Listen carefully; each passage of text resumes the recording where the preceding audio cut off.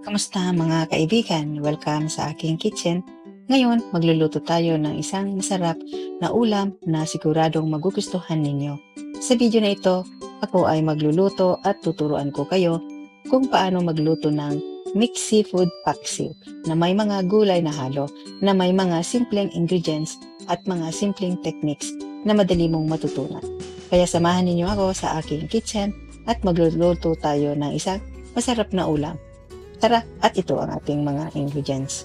Kailangan ng 6 tomatoes, onions, 1 bunch garlic, spring garlic, or pwede kayong gumamit ng spring onion or chives.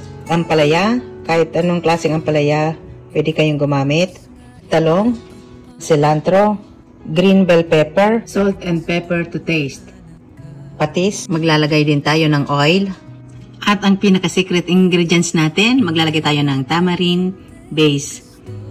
And of course, ang ating pinaka-main ingredients dito ay ang pampano at ang bangus ay ating pagsasamahin. Kukombine natin silang dalawa.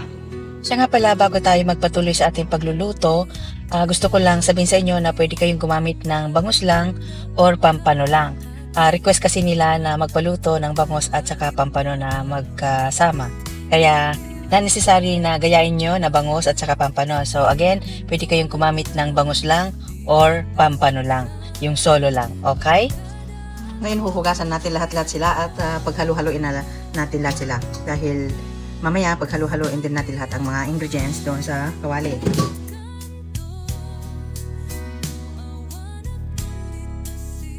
Ito, gagamit tayo ng ganitong kawali malaki.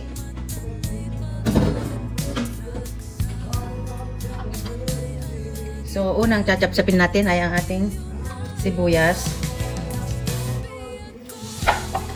Basta i-chop natin lahat sila at pagsamasamahin natin lahat sila dito sa iisang kaserola muna.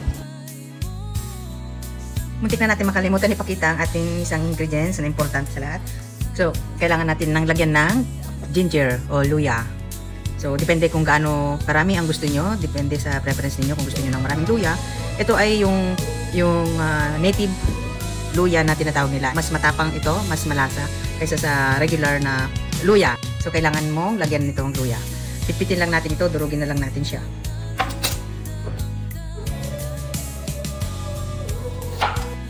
Nasa sa inyo kung gusto nyo i-slice. Pero sa akin, ay gusto ko yung i-press ko na lang siya. Pipit-pitin. Natin ang ampalaya, i-slice lang natin ng ganyan, kahit malalaki. Halo-halo lang yan, halo-halo natin, pagsama-samahin natin ang mga gulay.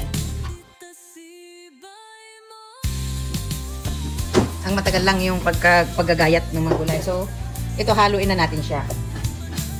Parang maraming tignan yung gulay, pero mamaya liliit na yan pagka naluto. Marami lang tignan siya, pero mamaya-maya at naluto na ay wala na yan, liliit na yan. So ngayon maglalagay tayo ng which is hindi ko na ipakita kanina, maglalagay tayo ng suka or vinegar. So kailangan may vinegar kasi paksiw nga, right? So maglalagay tayo ng about 4 tablespoon.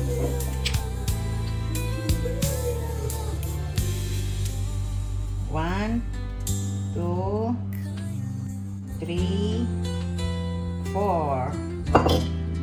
Ngayon, maglalagay tayo ng cooking oil or olive oil. Maglalagay tayo ng about 5 to 6. 1, 2, 3, 4, 5, 6. Tapos maglalagay tayo ng sa ngayon, maglalagay muna tayo ng 3 tablespoon na patis. 1, 2, 3. Paminta. So, mamaya, pwede mo naman ito ilagay na ito mamaya, pero so ilagay na natin. Kasi halo-halo natin yan eh.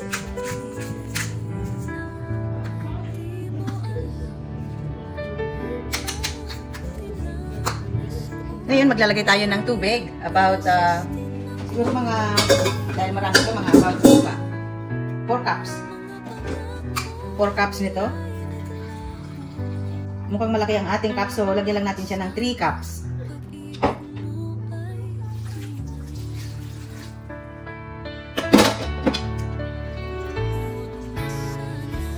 Lagyan lang tayo ng 3 cups nito. Okay, ngayon, hahaluin natin siya. Mix natin.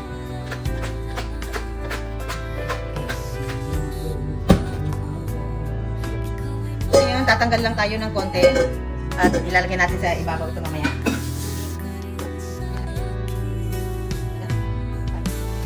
Ngayon, yung pinaka-secret ingredients natin. Lalagyan natin ng, ito ay yung tamarind. Siguro maglagay tayo ng mga about 3 tablespoon or depende sa 3 tablespoon. 1, 2. Lagyan na natin yung kalahati nito, kalahating pouch.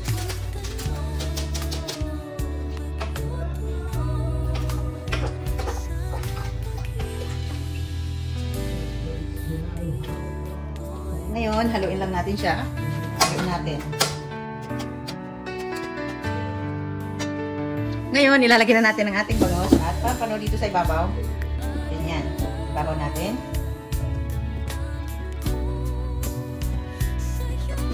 Ngayon, saka natin ilagay ito. Ang purpose ay para magkalasa naman din yung ibabaw na isda.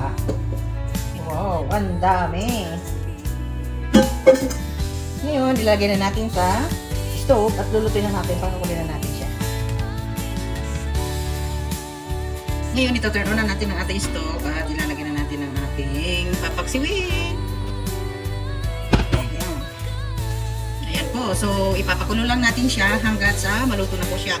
Isisimmer natin siya ng medyo matagal-tagal para po yung mga isda ay malambot at masarap kainin. Pati yung mga ingredients niya na nilagay natin, pag naghalo-halo na yung mga yan, ay napakasarap po niyan. So, mamaya, titikman natin kung anong kulang sa panlasa natin ay dadagdagan natin ng salt or pepper or anong gusto natin idagdag sa panglasa. Okay? So ngayon, mag-aantay tayo at maya-maya babalikan natin po siya. Okay, so titikman na natin ang ating kumukulong paksiw natin at titikman natin kung okay na siya matikman. Wow! Sarap naman yan. Ayan, kulong-kulo siya. Ayan, tikman natin para alam natin kung anong ilalagay natin. Ayan.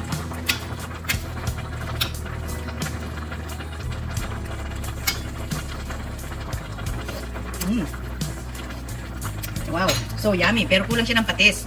So, dagdagan natin ng patis. Pero yung asim ay okay na. Dagdagan natin ng patis. Bukasan lang natin ito. So, ito dagdagan lang natin siguro ng about ayan, about 2 tablespoon. Dagdagan pa natin, makagulang pa yun. Diyan sahin nyo na lang yung panlasa nyo. Ayan. Tapos, lagyan natin ng asin to taste. Iba kasi ang lasa ng asin sa patis. So, about 1 teaspoon na asin. Tikman natin kung okay na yung ilagay natin dagdag sa lasa. Wow, sarap. Okay na.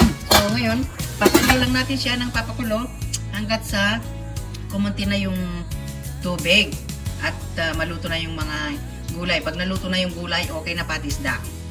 Huwag kayong mag-alala kahit ma-overcook yung gulay, okay lang kasi ito ay paksiw na may sabaw.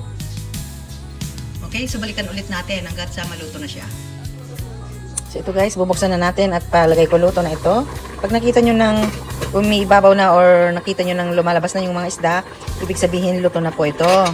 So kita natin yung mga ampalaya ay luto na. At lutong-luto na po siya. Ito ay napakasarap po. Maniwala po kayo sa akin. So ito na po ang ating bangus. At ito naman ang ating tampano. Ingat lang tayo at baka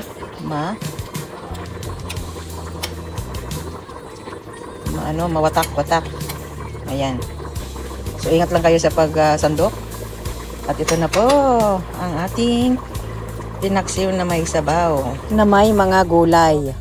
Alright, so thanks for watching everyone. Sana nagustuhan ninyo ang video na ito at ang recipe na ito, seafood paksiw na may mga gulay na halo. At subukan nyo din gawin o lutuin ito para malaman ang sarap ng lasa nito. Huwag kalimutan mag-subscribe, like, and follow sa aking channel at i-click ang notification bell para sa lahat ng mga pinakabagong recipes at cooking adventures. Maraming salamat, God bless you, and happy cooking!